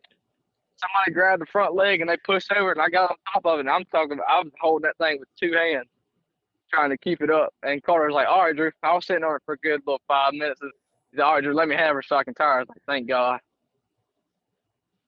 And tied, and we finally got her out of there. And then we went out and we killed a boar hog. It was a good old boar hog, and they told me to get that one too. So I was just sitting there holding it. I was like, "I can hold it as long as y'all want, but I'm gonna need some help flipping it." So they helped me flip that one too, and we got it tied. And then we went hunting one night without Dad, as Dad said, "I don't feel too well. I'm thinking I'm gonna stay here and go to sleep," because it was night. It was nighttime. Cody said, "We're gonna wake up by." I think we woke up by 3 because we had 100 all day. So we woke up at 3 in the morning, and Dad was like, "Yeah, I'm just gonna stay here." So we went ahead and we caught a good little boar hog. He was probably 195, 200 pounds. And that was the easy hog. And then, Lord, here we go. Dogs fell bait across. I think, yeah, it was across a road, and there was a pond there. And Cody's like, "All right, I'm just gonna tear through here." And we tore through there in the buggy, and I can't remember what he tore up, but he tore something stuck into his radiator or whatever you call it. Yeah. A stick got stuck into there. Oh damn. And so yeah, we didn't know that until we got out on the road, but we went in there and it was a stud boar hog. I'm talking about. You know that video where I posted that said this is what happens whenever you give Cody and Carter decks? Oh yeah, yeah. Yeah, that boar hog that was sitting there chomping his teeth. Mm-hmm. That was that old boar hog. And man, we got in there. Everybody had a smile on their face. I'm talking about it was a good night that night. And we got there. We lit up. We was all hollering, you know, having a good old time. We got the boar hog tied, and we got him. We put him in the side by side, and he was tearing up the back seat. So we got the side by side out to the road, and we got on the dirt road, and side by side went to overheating. And we couldn't drive long without it overheating, so we sat there, and you know we had to give old Dad a call. we woke the bear out the bed.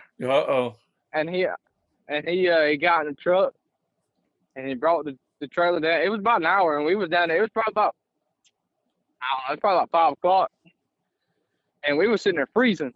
It was cold. And it was hot during the day and cold at night. Yep. And it was cold. We were sitting there waiting, and Dad got there. He's like, "All right, what y'all done call?" And we said, "Oh yeah, we got to shoot." And he looked in the buggy. He said, "Y'all a daggone lie." And he was mad as he can be. Like, "Man, I should have came." Damn. It was good. It was a good time over there with Cody. It's always a good time with old Cody Goblin. Oh yeah. It's we went down there. That place it's a tough place to hunt. It's thick, but there's there's big hogs there, and there's a lot of hogs around. But there's definitely, man. I know several people that live in that area and that hunt in Fargo. Like they hunt on the other side of where Cody lives at, right on the other side of the road. Like Charlie Watkins. And everywhere. Like, dude, there's everybody hunts down there. Everybody. Everywhere I look, there's a truck with a dog box. Yep. Without a doubt, man, there's a bunch of them. And that's a good thing, though. That's a good sign, because you got, well, on one hand, you might, if you live down there, I'm sure it's probably tougher because you're going to have to deal with other people, other hunters. But yes, sir. But at the same time, like if your dogs get over on somebody else, I just don't see where people would get all bent out of shape about it because everybody's running dogs, Yes, sir. I'm not saying go over there and tie the hog up and tote it out, but like where we're at, there's not a lot of people that run dogs. And so if our dogs get over on somebody else's property, some of them folks, man, they don't understand. Like, well, a lot of them around here, they don't. They just get all pissed off. Oh, yeah, man. I got one more story if y'all got time for it. Well, come on with it. All right. Now, we was hunting this old place we called the Bird Field, and we didn't caught some good hogs out of that place over the years. Mm-hmm.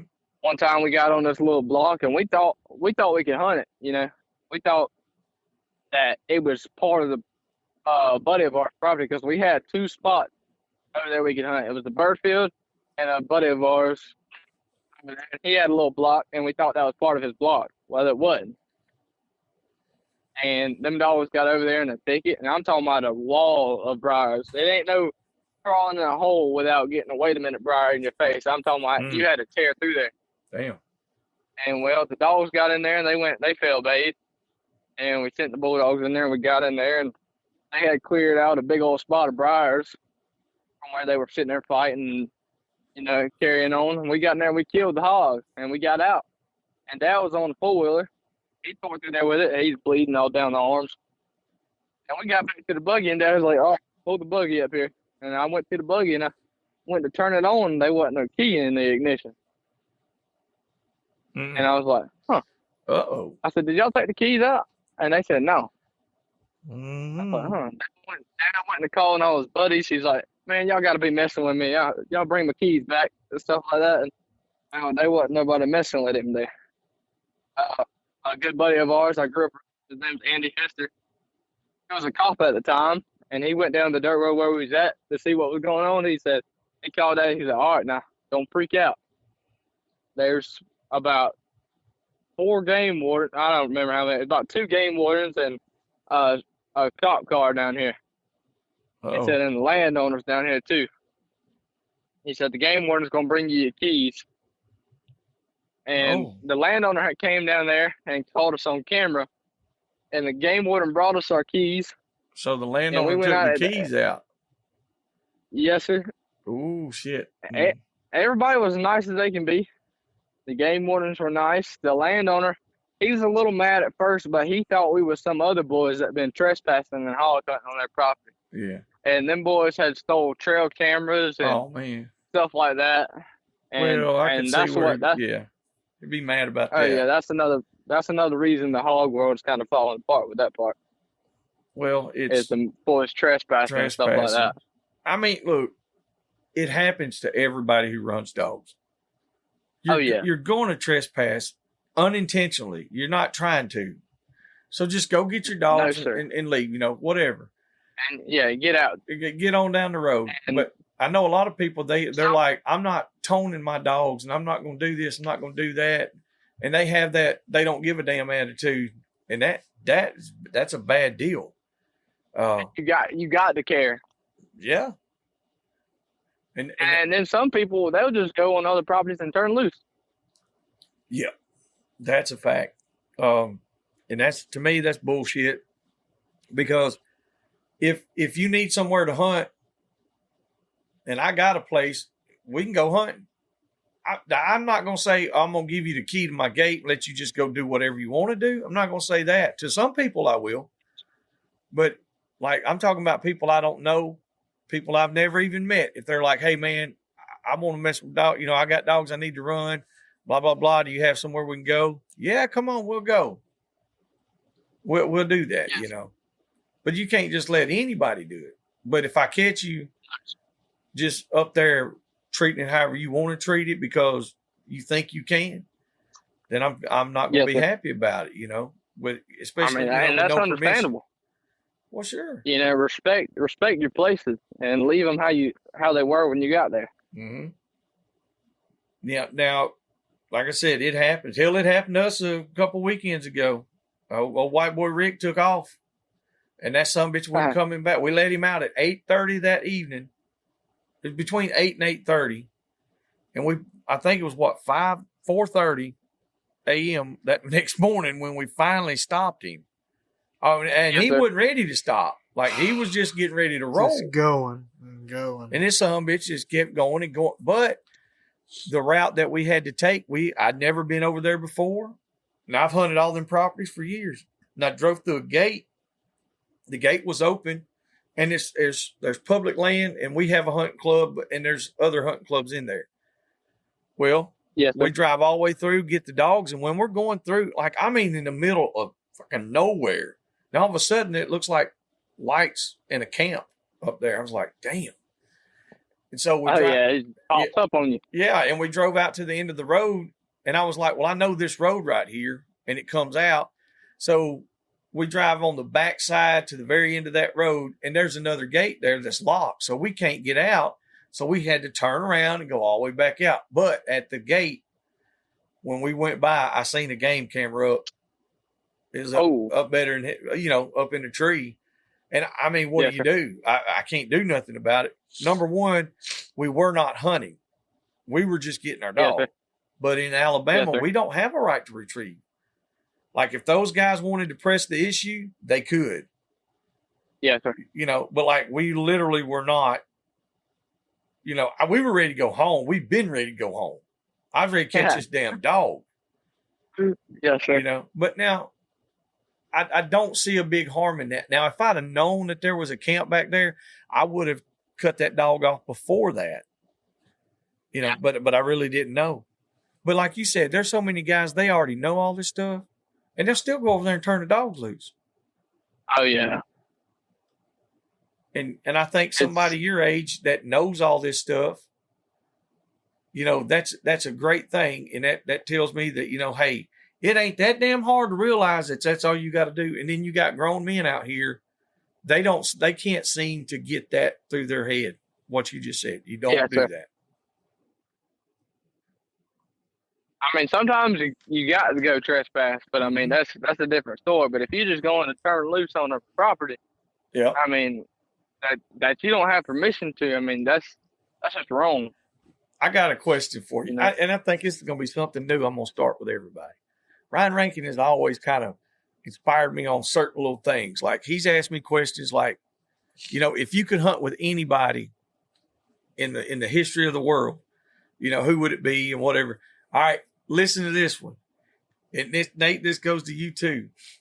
If you could trespass on anybody's property that you know, and it'd be just like I ain't gonna say trespass. If you could hunt anybody's property for one hunt, whose property would it be? That's a good question. Yeah. I think it would be, you know, the Bass Pro Shop's got a lot of land. Yeah. I think it would be a Bass Pro Shop land. Think so? For me. I got you. think so. I'm not saying I know there's a lot of hogs on there. But they got a lot of land. They got a lot of land. But now keep in mind, this is only for one day though. So you'd have to do your research. You'd be like, if Johnny Morris called you and said, hey, look here, you can hunt my property on September the 30th, which is tomorrow. Yeah. You know, so you have to narrow it down, which honestly, it wouldn't be that big a deal. You could find property close to you, I'm sure. Or like Mossy Oak, somebody like that, you know? Yes, sir. But now what? But like one particular person. Say if it's somebody that you know. Mine would be Garrett Picker. Garrett Pickett, Any of his yeah. stuff. Oh, Garrett Picker. He's got it sewed up. I know he does. So Oh man, he got the hogs down there, boy. Yeah. I've never been hunting with him, but I've seen it.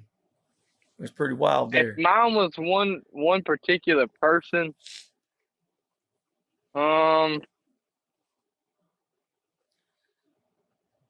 it'd probably be Ryan Rankin's land, which I know he'd let us hunt it, but it'd probably be his land. Think so? I think that's what it would be because I know what's on there, and I think you know what's on there too. Oh, I know a few of them we put out there. There's some nice ones. Yeah, and there's a bunch of what them. I mean. You remember that night they was all down there? God, dog. That rally. Hey, you remember that big sow? Oh yeah, big girl. Yeah. Gee, big that girl. was a stout joker right there. I think honestly, if I could, in the U.S., it would probably be something like that. You know, it'd be somebody who had a spot, and I knew it was stacked. You know, it's like, okay, yeah, that's what everybody wants to do for sure. I don't know. Yes, I think, but if I could do it just anywhere at any time, it would be like one of those, like a German hunt. Or somewhere like that with the real big true or Russia, like somewhat with the Eurasian boars. And yes, sir. I don't want a whole bunch of hogs there. I only want just a few real big boars. And I just want to take one dog and just bait one up and see what it would do. Yeah, get in there and get a good look. Yeah, just one dog. Let him go in there. See, like with the foxhounds and the running walkers and July and the Triggs, the Goodmans, the Krogans, all these type running hounds, if you'll notice, everybody that runs them, they dump 10 or 15 of them down. I ain't gonna say everybody, but there's always a big pack. And that's in the deer dog world, the fox, the coyote, and the hog hunting world. Put one of them down and see what it does. That's what I'm getting more into that stuff for myself. That's just being old. I guess being an old man. I don't know. I want to see what one of them can do, or one two. man show. Yeah. And that, you know, I was talking to Will Booth. Now Will's got some property. All those guys out there. Will Booth, Tyler Goforth, John Rakestraw, Dalton Taggart, and John Michael. They know got old Will Booth and they got some properties. Oh yeah, they do. They got some big hogs out there. They catch a lot of big hogs. Oh yeah, they do. We caught a 322 when we went out there with them. Pretty nice boar hog. And but like that's when me and Will were talking. That's what he's talking about on these dogs. He's like he's been on the internet or been on Facebook. You know, and he's like, who's got a plot that's a one dog show? And don't let old James Reese get in there now. Oh, Lord have mercy. Yeah, boy, they get it going. But like the thing about it is, and I don't, like I said, I don't even know James or none of that really, and I'm sure he does have a dog that's a one dog show. But the thing about it is, you can't just show it on Facebook.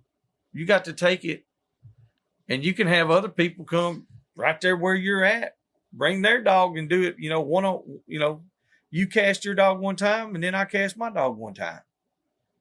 Oh yeah, and if we go hunt with somebody, that's how we try to do it. Yeah, I mean, well, you know, when the first time we all went hunting together, we was like, look, we're gonna cast a couple, and I think we casted our dogs first, and then all hell broke loose. Everybody turned off, like, we jumped a group of pigs, you know, and we had a good time. And I mean, we're just gonna let you cast. If we're at your spot, we're gonna let you cast your dog first. And it's not like a competition to see what dogs are better. We just, out of respect. Well, and another thing is, like, if I drop 2 dogs and you've got 4 dogs on the ground, if they don't know each other, most of the time it's going to be a pissing match if it's male dogs or whatever. Sometimes they'll all just fall out and go hunt, but there's a lot of times my dog could mess up your dog, your whole pack. And they might settle in and hunt good together in a little while. But like if you get a race Yes, sir. started, now if you got 2 or 3 dogs out there running, I can pack mine to it and they're fine. You know, generally there's no problem. Yes, sir. But if you turn them loose at the same time, that's why I'm like, look, if you hunt 6 dogs at one time, we'll turn your dogs loose, let them get a race started. I'll put mine to them if we need it, and vice versa. And like you said, it's a respect deal. You don't want to mess nobody's hunt up. And also, if it's their problem like here, turn loose. So let's see what's happening. Oh yeah. But there's a lot of guys that talk shit though. They ain't got no one dog show. Oh yeah. We was hunting out there with we was out in Texas. We was Trey Moya, Josh Blosky, and Jonathan Torres. And that's right. I think I don't remember whose dogs was out, but they told Jonathan just to turn like one dog out because I think a dog barked, and just Jonathan he said I got happy feet. I turned them all loose, and we had a whole crew on the ground, and we caught the hog now. Yeah. You know that hog that was laid up under that little thing in that creek? Oh yeah. Yeah, that was the hog. I think he turned all the dogs loose on. Hell yeah. Now we did bait some cows out there. My dad's dogs. We bait a group of cows with that old boom dog. Ain't nothing wrong with that. Everybody should have a good cow dog. And I think they said they've been trying to find them cows for a month. Really? Well, that should have been a reward. Should have been. Them properties out there. Oh yeah, them properties out there are big, huge. Yes. And, it's totally different. Oh yeah, it's a different story, man. Yeah, them guys out there, their property. If they get, if it's 1,000 acres, hell, that's somebody's backyard. Oh yeah. And 10,000 acres. Some of them properties are just huge. 1,000 acre property around here is a reward for us. Yeah. Or something like that. It feels like we're special because we get to hunt such a big property. Mm-hmm. That's the way a lot of ours are. They've done got to where there's a lot of super wealthy people are buying these big properties and then they chop them up, make them smaller and try to sell them off. And I get what they're doing, but at the same time, the money making, it's tough to hunt it like that. If you got a property that's say 300 acres, there ain't nothing wrong with hunting 300 acres. Yeah, but the dogs, sometimes they get out of pocket. Yeah, our dogs be out quick on 300 unless there's just a bunch of hogs in the hog state right there. Then it'd be fine. But exactly, that's why you need at least permission around there, or at least permission to go get your dogs. Mm-hmm. It's getting harder and harder because that's what they keep doing is breaking up the piece of properties and selling them. Yes, sir. But ain't no doubt. We at least give the landowner a call and be like, hey, our dogs got out of pocket. Can we go get them at least? If we got a hog bait over there, we'll get in there and get out. And see that, and that's some of the simple. landowners and some of the landowners they don't want you to do that. Mm-hmm. Well, and then some of them might let you hunt as well too. They might be like, "Oh, okay, go ahead, y'all can hunt mine." Sometimes that's how you get permission.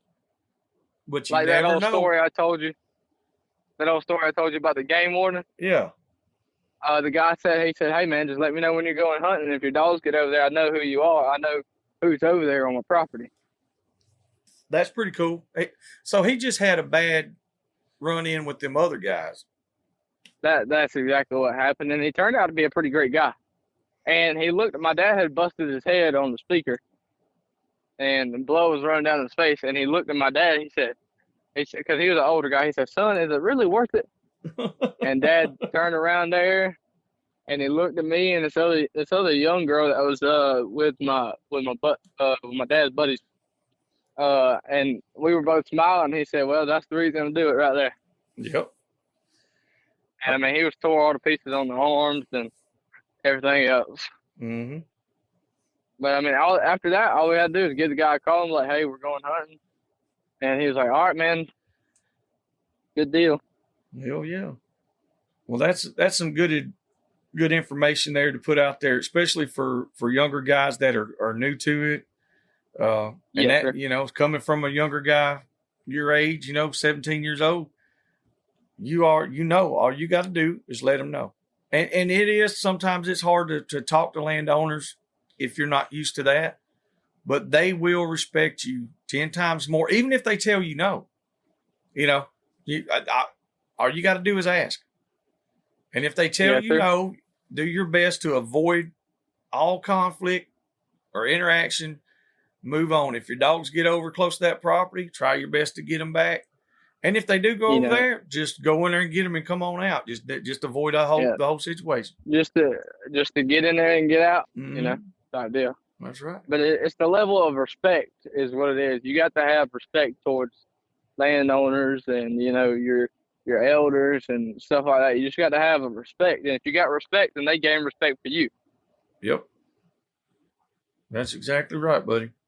That's a good outlook on it, and that's the correct outlook, I feel. And I think that's a good spot right there to finish this one up, man. It's having somebody your age on here and having that perspective. We don't get a lot of real young guys on here that have been hunting for a long time, and and plus we've known you for a little while now. And we know that I know that you know what you're doing. And so that's why I'm comfortable with you being on here and talking with us. And we really appreciate you joining us tonight, Drew. I appreciate y'all letting me be on here. Oh man, you're the future. Oh yeah. I don't know. It scares me a little bit, but you are. Oh my God.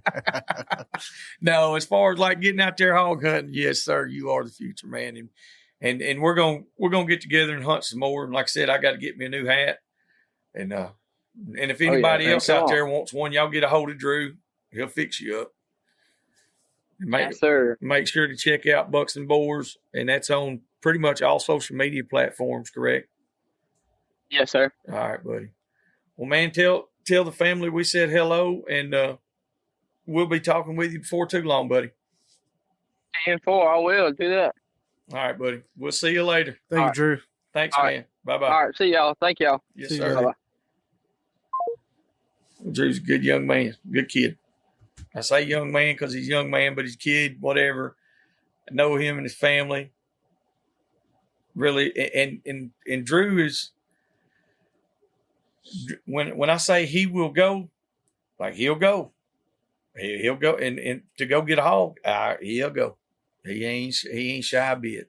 And I know there's a bunch of other youngins out there that do this, youngsters. Feel free to contact us. Let us know your story. Let us know what you do, how you do it, how you came about doing it. We love to hear from guys who've been doing it their whole life. We love to hear from guys who have just started doing it, been doing it for 2 or 3 years, or somebody who wants to do it. I feel like everybody has a voice, and, we can all share that information and maybe receive more information, keep an open mind about it. So we appreciate all our listeners out there. We really, really appreciate you guys. Y'all keep it up. Keep pushing all the buttons, and we'll keep on putting them out. And so until the next time, we'll leave y'all with just all right then. Thank you. Hope you enjoyed that episode. If there's anything or anyone you'd like to hear on the podcast, or if you'd like to come hunt with us, don't hesitate to contact us at dixiedoggers01@gmail.com.